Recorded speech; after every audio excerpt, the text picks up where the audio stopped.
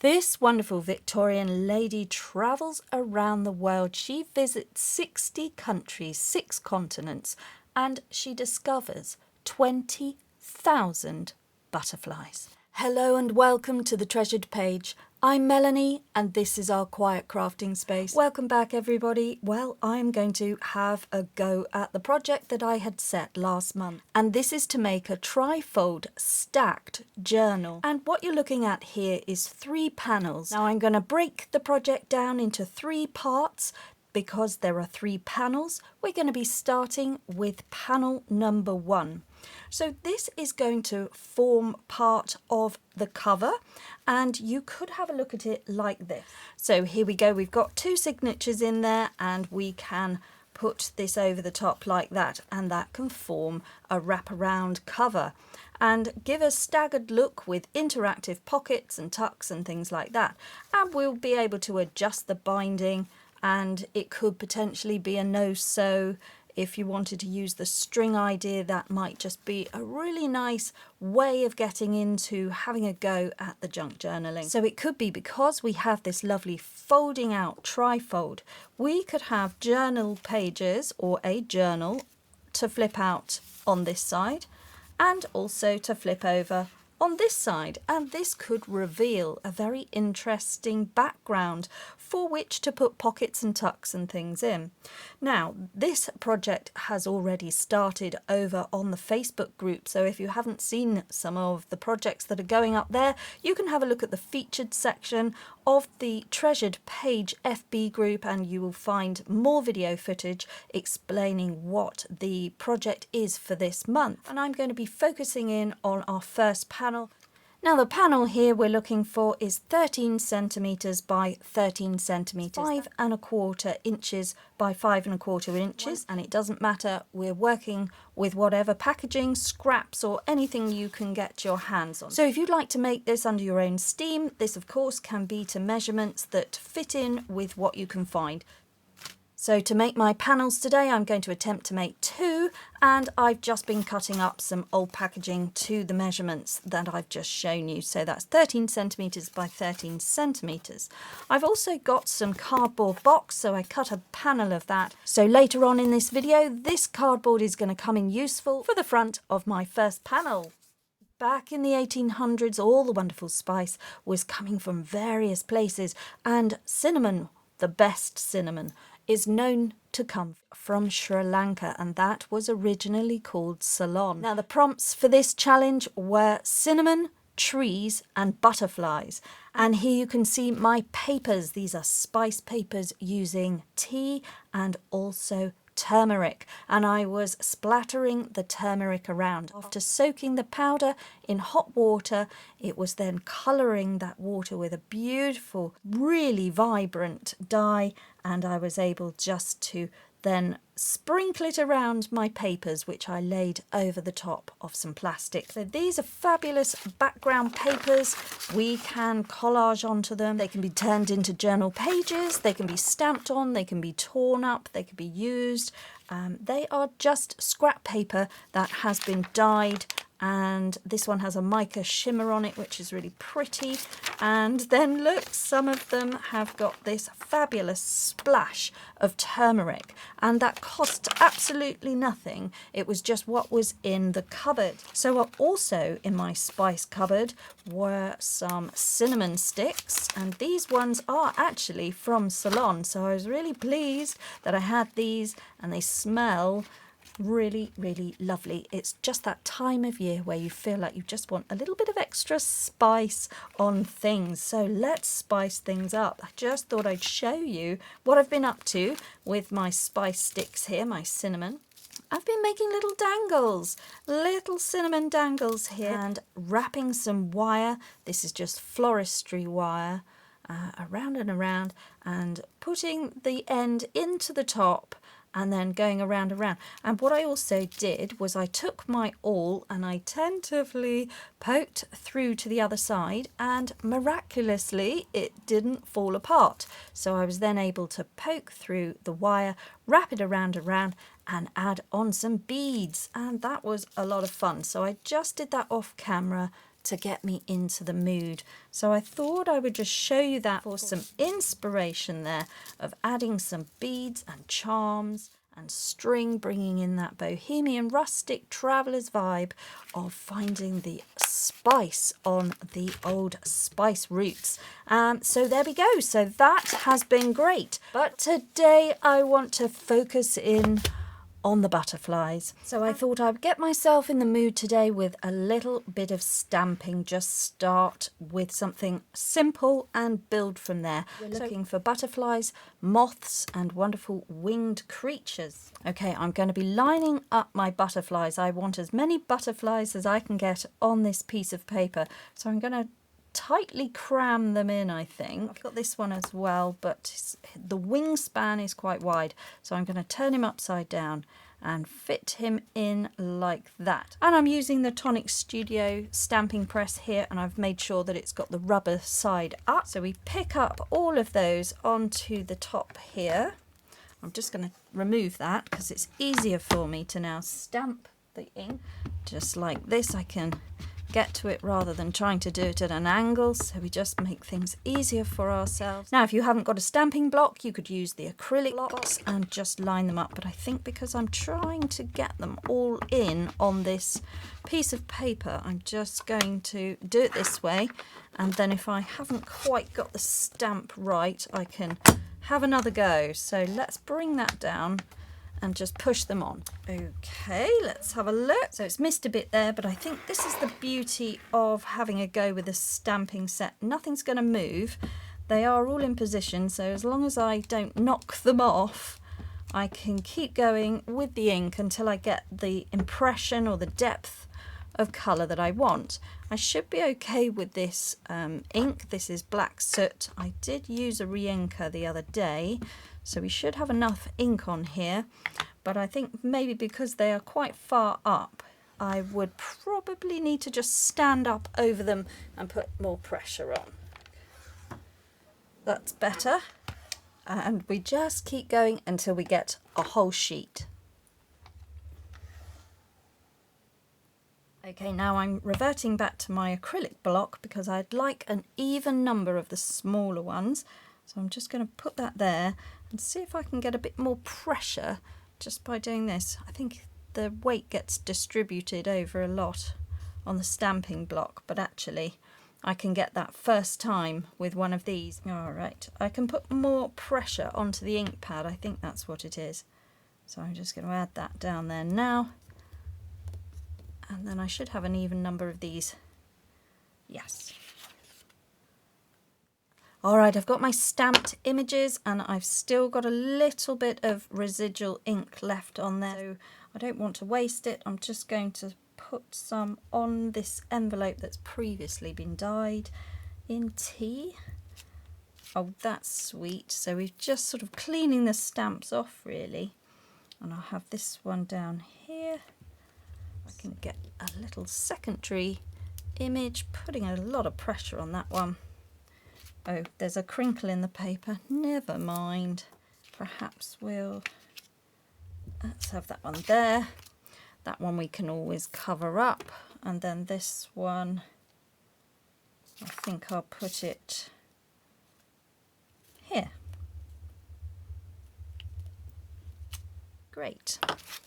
Okay, so this could be embellished and we could maybe lose that and we'll just keep that with something down the bottom. So that's for another day. All right, I've got a sheet of stamped butterflies and I'm having a look at my watercolour set. So I've been sent this. Isn't this lovely? It comes from Paul Rubens and the company have actually sent it to me to have a look at because the other set that I have is quite big and cumbersome on the table here.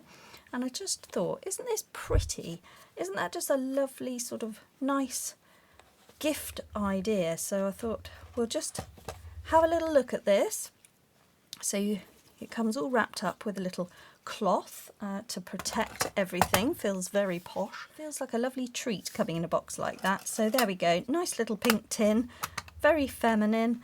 And what's nice about this is that we have the mixing palettes. And then we get the instructions with all the colours.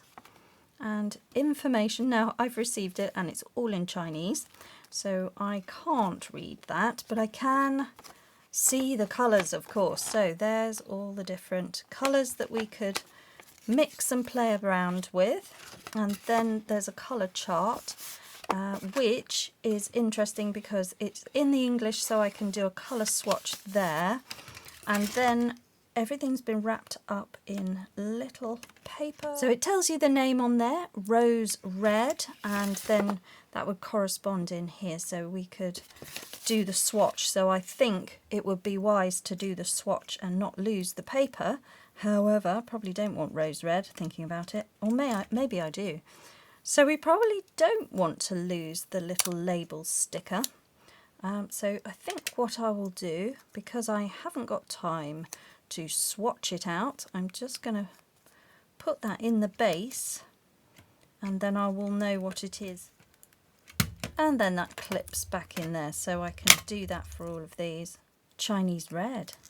So that could be nice on a butterfly. So I'm going to put them in there. I'm not going to know what colours they are. I'm just going to look at them and think, oh, that looks like red, that looks like pink. Have a mixy mix and see what happens. We all know that's what's going to take place here. So this one is Indian yellow. And then if I really want to know, I can lift it up. Okay, we're nearly there. I've got all the little papers off. I've put some water droplets on the colours I think I'm going to have a play with. And to be fair to the company, they also sent me this lovely sketchbook or watercolour book, and it is really pretty. So I'm going to just open this out because I want to have some proper watercolour paper, because this is sketchbook paper.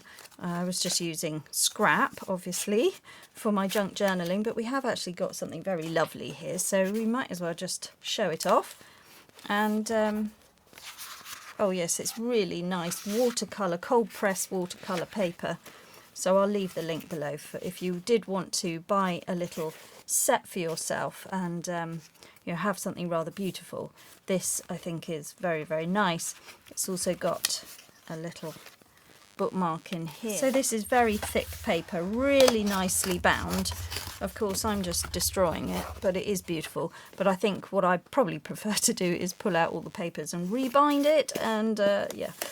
So it's gorgeous, it's lovely, but for me I find that that's too precision, too perfect. I work in a much more scrappy way, so we are just going to be using this off to the side so that I can check the true colours. Alright, so let's have a little play and we'll look at the oranges that we've got here to play with, and a little bit of that, and we'll do a little mix and put a bit of water in there, and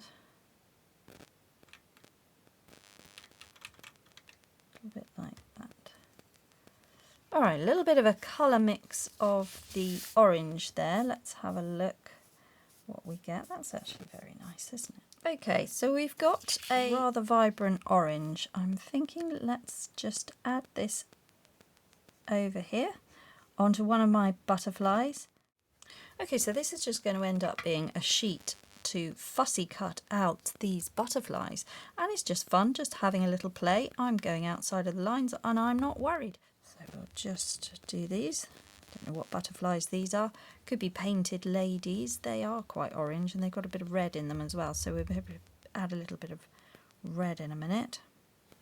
A little bit of red in on these. Now this is a porous, what feels like a recycled paper, so it's sucking that paint in. That pigment is going straight into the paper. It's not spreading out, it's not able to mix. And that's quite nice. It's quite a nice idea. We don't mind that. It's sort of staying where I put it. Now I'm having a look at these little moths, and I think that they ought to be green. I don't know what colour I've got. Oh yes, that's green. So we've got a bit of green.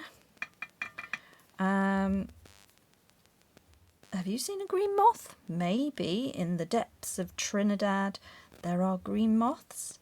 Who knows? We weren't there in the 1800s with Margaret Fountaine on her adventures. spotting moths and butterflies and doing a fantastic study of them. But I think they look really effective when they've been coloured in a colour that you perhaps wouldn't expect. So we are having green moths today. More water there. Emerald green moths, no less. I think this would look really nice with a little shimmery iridescent colour over the top. So I'm going to have a look at some other paints for that. A little bit of water and just, whoopsie, gone wonky there. Doesn't matter. Oh, and this one as well. Lovely. Can't really see. I need to get some better glasses, and also I'm at a funny angle. I'm not over the top of my work. I'm quite sat back from it, so I can't really see, but I think I've got the paint on there. This one has gone a bit wonky, but as I said, I'm going to be cutting them out. And for these ones, I've got a little die cut, so that might be great to just get those cut out. And then I've got this one, and this is lovely, isn't it? So this is a water brush. It's so old and tatty. We've got little trailing bits coming off of it, and I'm just proving to you that we don't need to have all the fancy things.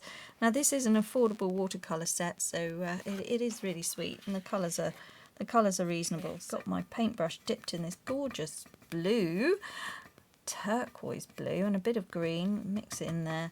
Alright, that's quite a nice base, so we'll come over here with that and just colouring in my butterflies, just putting a colour wash over the butterflies. And you don't need to be neat or precise about this because these are going to get fussy cut out. So I could just put a colour wash over the whole thing and not worry about it. In fact, I might do that for this one. So look, we could even do this and not worry about the detail at all. Just aim the paint at the butterfly. So if you are struggling to see what you're doing, like I am at a funny angle with a bright light in my face and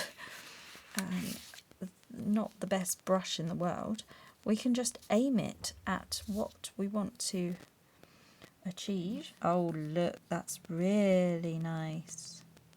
Oh, this is a nice sea blue colour, and that's what it says it is on the tin. So we have got that blue colour there. A little drop of this, just for a variation of colour. Quite like that, that's nice. Just lay that colour down, mix it in, have a play, have some fun. Doesn't matter, nothing's precise here. It's butterflies, we're going over the top, we're going outside the lines, we're just daubing some colour on. You cannot get it wrong, you just have a play. Just stick to your warm tones or your cool tones, and remember that if you're mixing orange and green, you're going to get brown. Just basic colour knowledge is all you need for this. So there we are, looking really cool. Okay, so we've had a play with that. It's a nice little set of pigments there. So I will put that off to one side and we can get on with the next step. So that was a nice little gift of the watercolours and the sketchbook. I'll leave the link below if anybody is interested. They are affordable and they're quite compact.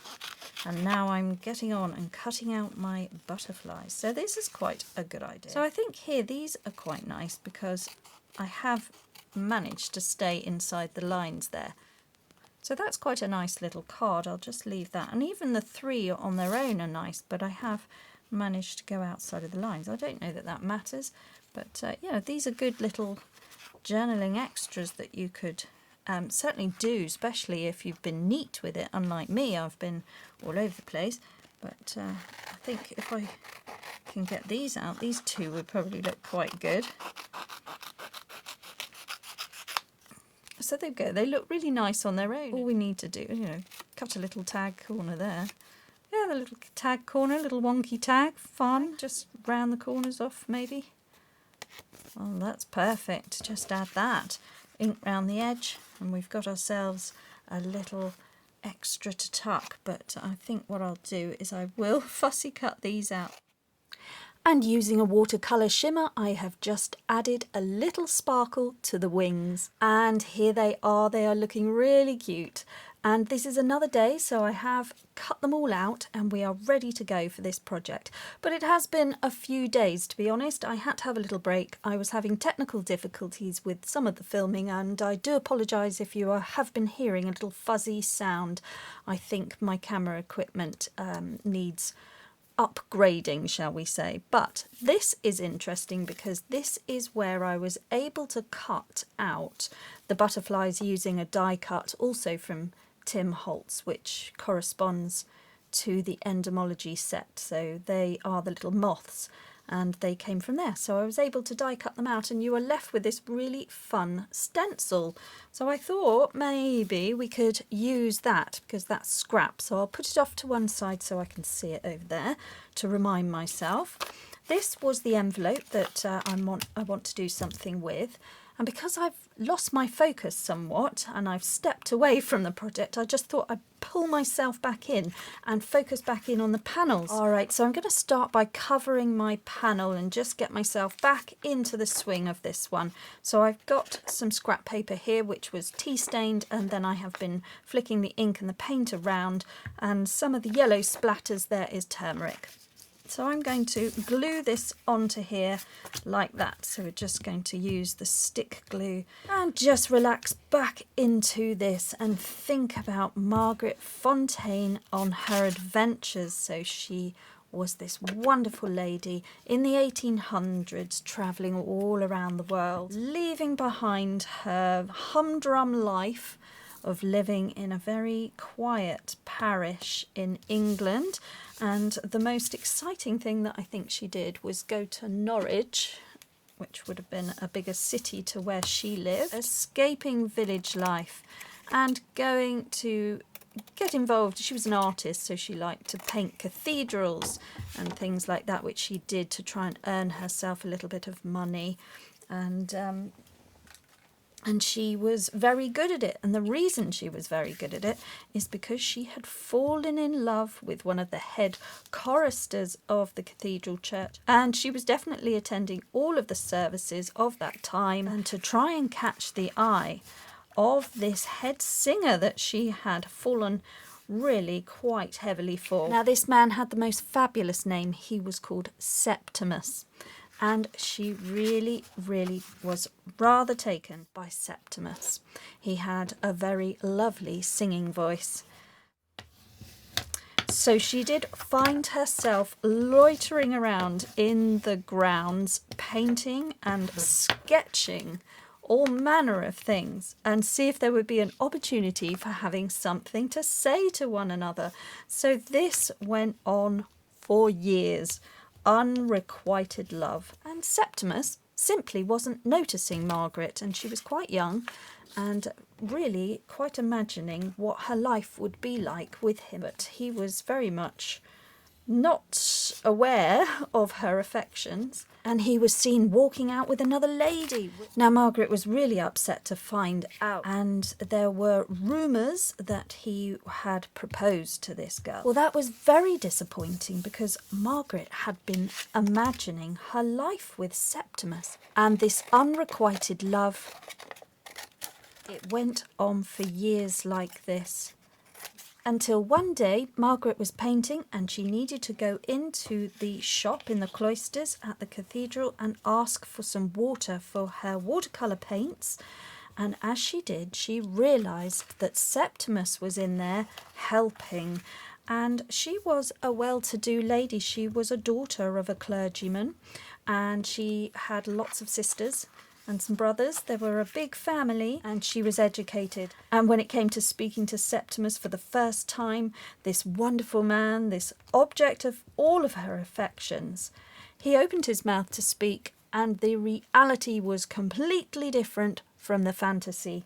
And Margaret was somewhat changed after that in whether she still loved him. She had been imagining him as her husband, and now she was casually asking him to fetch her some water, which felt to her to be quite wrong in the upbringing that she had had. Now, just to be clear, Margaret's family were from wealthy descent. However, there were many family members. Margaret had many aunts and uncles.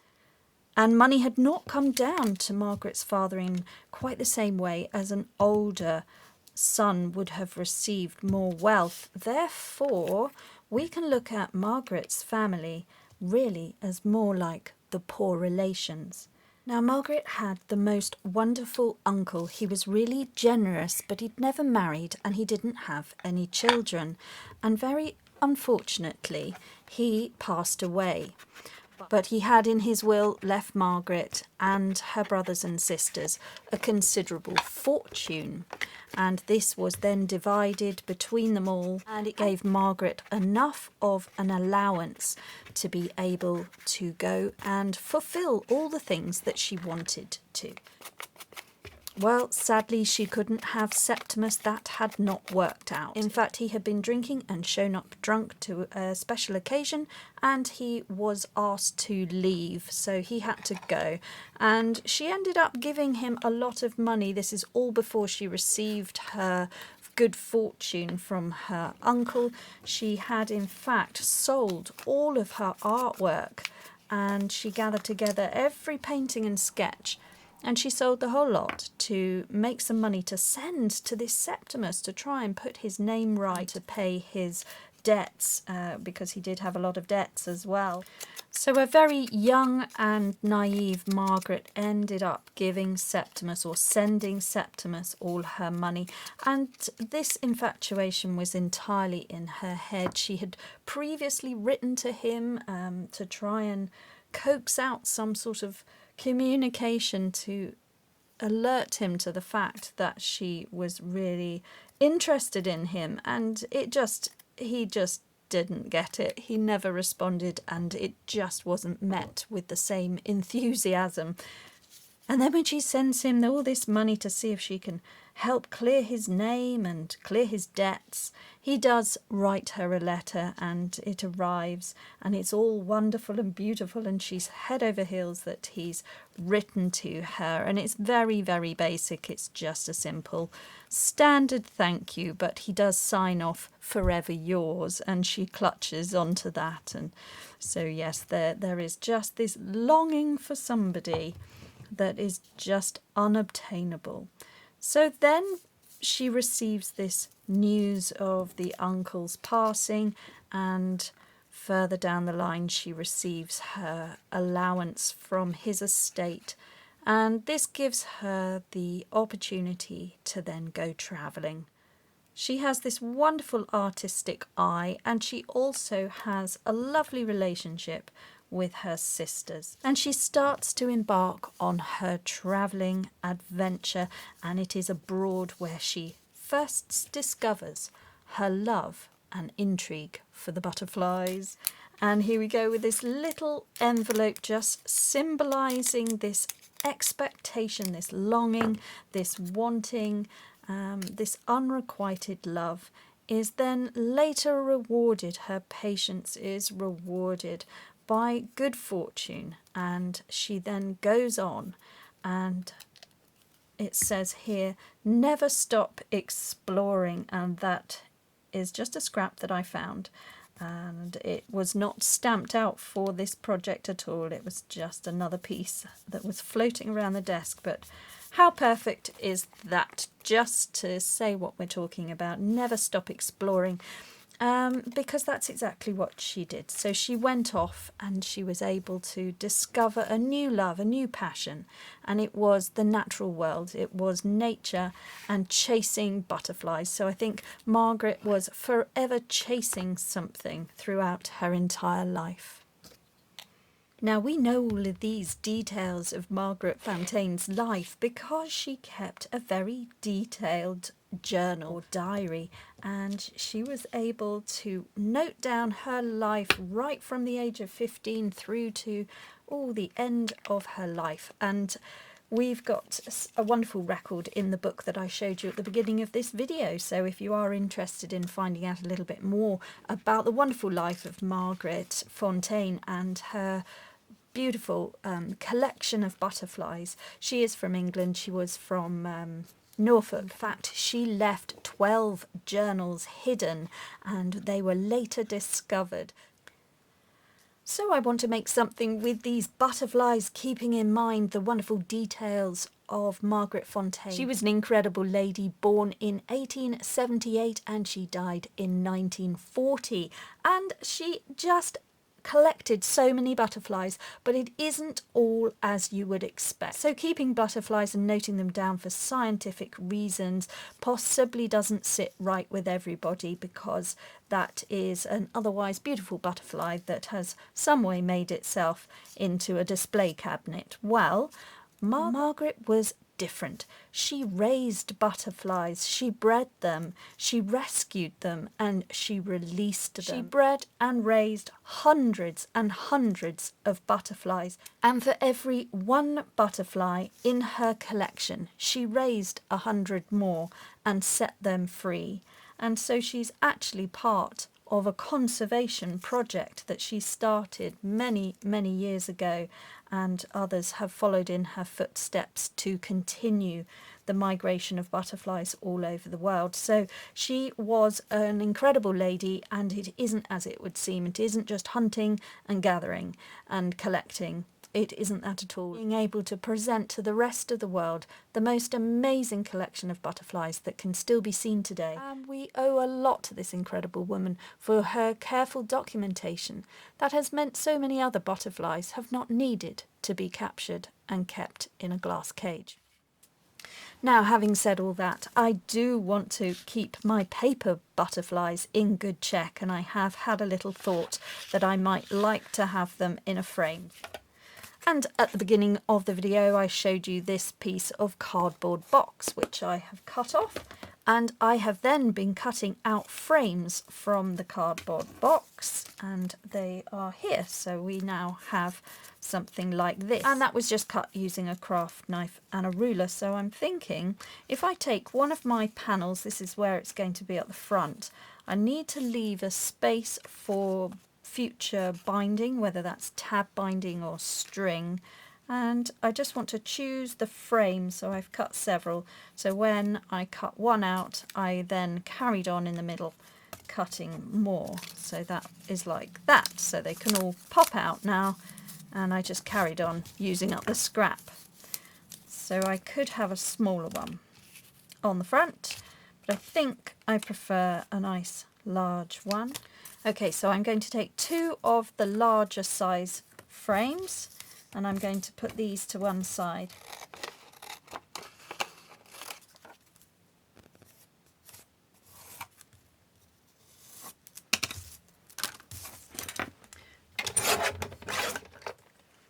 Okay, I'm coming back to this stamp set, and I'm going to be using this script stamp, and I'm just going to add a little bit of the detail here. Right, I'm going to use this grey colour, but I did remember that I put a re-inker over the top of it and I accidentally put black, so this may come out really dark, but I'll just have a look and see what I get. And just want a little, oh that's perfect, just a little suggestion.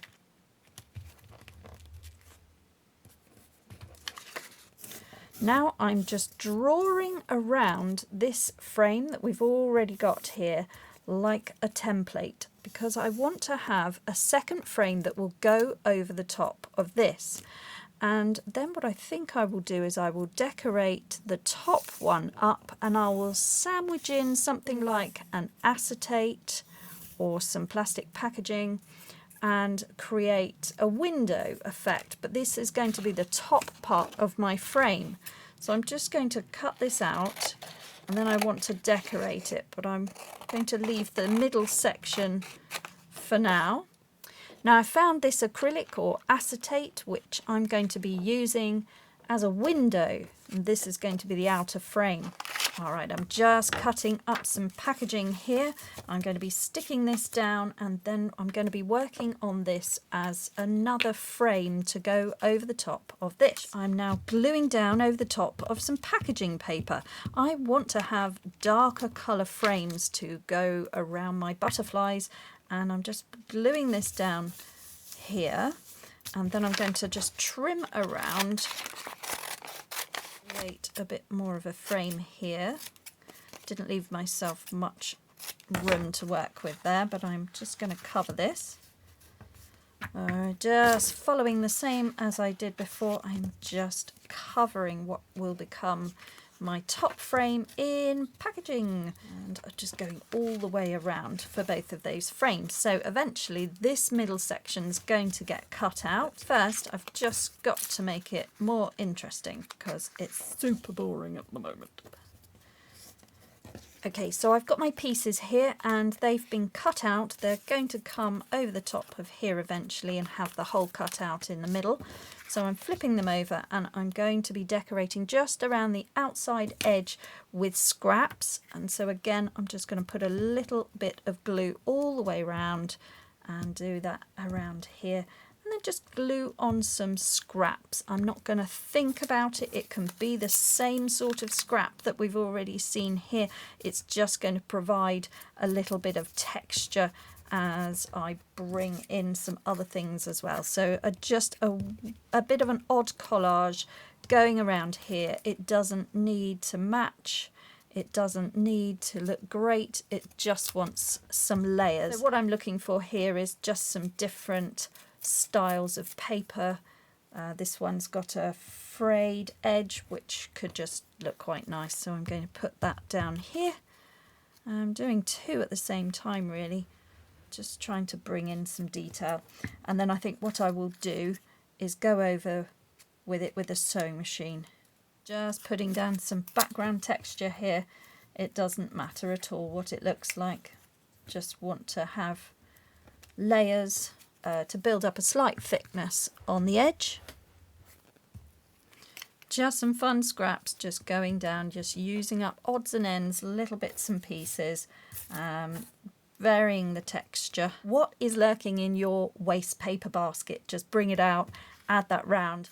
So I've got a few offcuts here from the paper that I cut over there that I'm planning on mounting my butterflies on.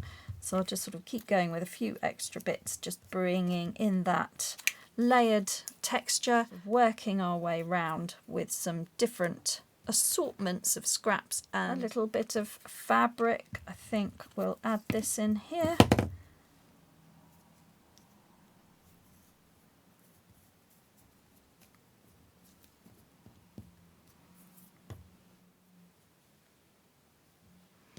And also adding a little bit of fabric down there that I've just found. So it's sort of coming together, looking quite fun. This is going to have stitching all the way around it. A piece of washi tape map. I've got this little scrap here. So just some detail coming in now. Alright, I'm happy so far. I'm going to turn them over. Just putting in some diagonal cut lines here so that I can work out how I'm going to just fold that around on itself. So I really just want to be leaving an allowance so that I can fold it back. So that's what I will be doing. Okay, so to get into this one, I'm just going to poke a hole with the awl, and then I can get the scissors in there and snip away the middle section. I'll come up to about there, so that I've got my little guide here. I'll just go around like this, and then what I want to do is just take out this middle triangle on all four sides, like that, so that can come out of it.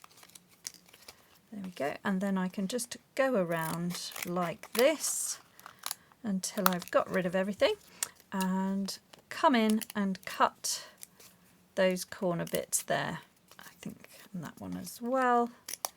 And then this is the bit that will get folded back to create the frame. So we'll just fold that back and glue it. So it's going to go around with a little bit of glue. I think I'm going to run this under the sewing machine just for some extra sewing detail on the front, and adding that down like that. So if I turn it over, I'm going to glue and sew these ones, but you don't have to sew at all.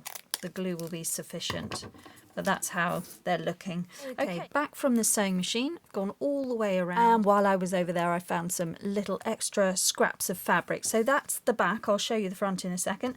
Just want to explain myself here. I lost a bit of video footage, but all it was is that I have repeated the process and I have covered my cardboard frames in some dictionary book page, so you didn't need to see that because it was the same thing. So we just glued it on and then we wrapped it round, cut the triangle, wrapped it round again. So we've got those now. Now these appear over the top of our sheets here, so that's going to appear like that, and then from here I will be able to add in the butterflies, and this is how we could have a play around with the arrangement, and they will live in there. Then over the top of that we're going to have the window effect, which will be this. So I've just got to cut that, and then my frame here, this is what they're now looking like, with a little bit of scraps of fabric that were over at the sewing machine. I've just got a little scrappy bowl of tiny little snippets, things that just get cut off the ends, and they live over near the sewing machine. So when it came to wanting to add just a little scrap of detail like that, I was able to pull that in over the top of the basic collage that we'd already put down, and it added a little bit of detail, and it looks really bohemian and perfect for this travelling style of exploring in the Victorian era that I want to play around with. It also works really well with some grungy papers because that'll just become a background border rather than a dominant piece, and then the idea is that they will come and live over the top and become quite a three-dimensional framed piece with our butterflies inside. So really now we've got all the components, I just need to assemble everything. We are now going to get ready to assemble everything, so I'm just aging the edges, which would be how you would expect it if you were going to find something like this left over in the museum from the wonderful collection of butterflies. So we're just going to have that there. I think that's going to be great, and then we'll do this one as well. So I just need to, I'm going to have these purple butterflies in this one, and I think I'll go for the green ones in this direction here. Now because this was made of cardboard and there's a bit of thickness to it, it's going to allow those butterflies just to sit in there. So we just want to work out where they're going to live. I think these are great. I've picked these ones out because they were a similar colour. I've got some other ones here and they're a little bit more pink, and I went a bit mad with the shimmer, but I like these ones. These are my best ones. So I'm going to put those in there.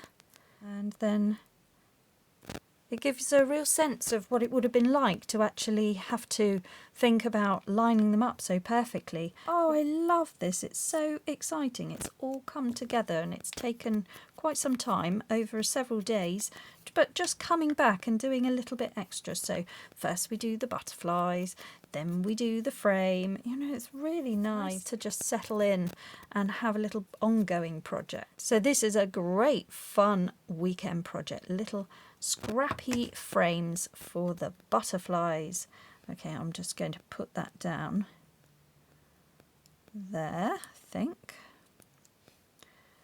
and just want them secured down in the middle, and then the wings, I might even sort of move the wings up a little bit. We'll see what it looks like. Get that one in, line him up.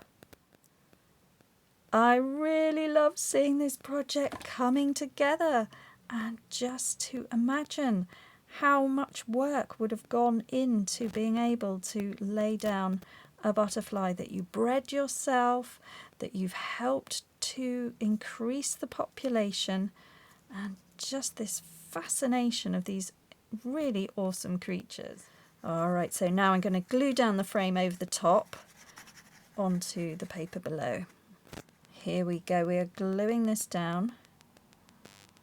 And just, I've got a bit of wiggle room here so I can come up a little bit. Okay, there they go. Oh wow, Okay, I'll just move the wings up ever so slightly, and then we'll see how this is going to fit together.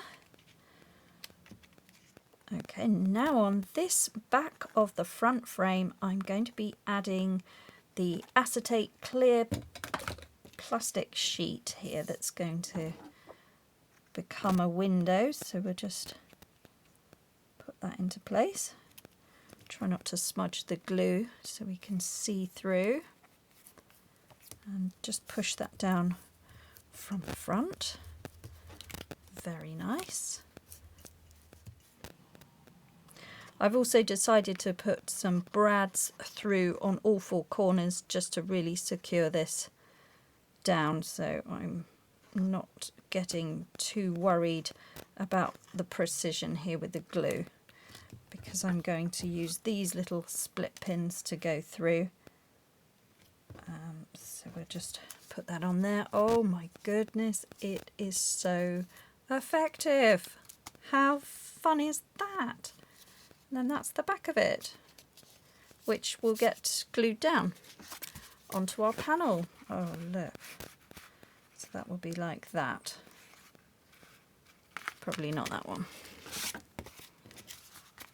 Oh, look at this. Absolutely gorgeous. Now, I could have something that peeps out there if I really want to.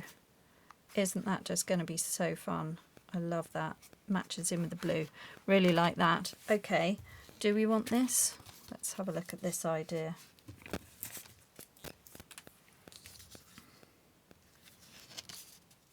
Okay, I'm just pushing the awl through. I'm not sure if I really do need this. Okay, yes, it does add a lovely little extra detail there. So I'm just going to pull that apart on the other side. Oh, I love the detail. That's really nice. Okay, I'll do the same for all of those. And if they are too long, I can just trim them off. There we go. Now I've got these brads. They're quite long, and I thought that that would be necessary, but now I'm thinking they are a bit too long. So that's good because I only had 4. And for the next one, which I will, now I love that look, want to do the same.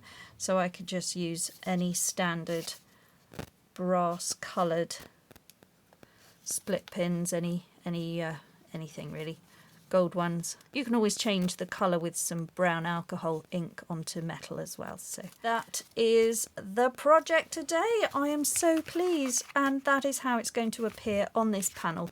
So then I can sew those two together if we want.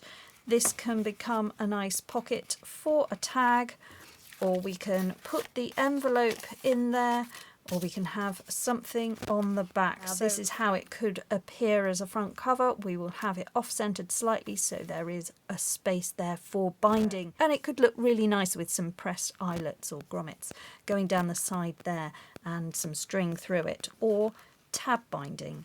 So it's all there to play with, and a piece of lace otherwise to finish that off, depending on how this is going to be finished. So thank you so much for joining me today and having a look how I'm putting this project together. I am having a lovely time here, just adding my butterflies and seeing what works for a little collection. So I will just piecing these together in the same way. I'll show you a photograph at the end, but do please subscribe to the channel if you'd like to follow along with this journal make and all the other things that we get up to here at the Treasured page. Now, if you found some value here, do please click the like button and subscribe to the channel so you can follow along with this series and see how far we can get building up our panels and having a look at the next one in the next video. So thank you so much. I will show you how this all comes to be, and I can see that this is possibly how this one will go, and then I will add a fun sentiment down the bottom. Thank you so much for joining me, and above everything else, guys, just slow down and make crafting time for you. Bye bye now.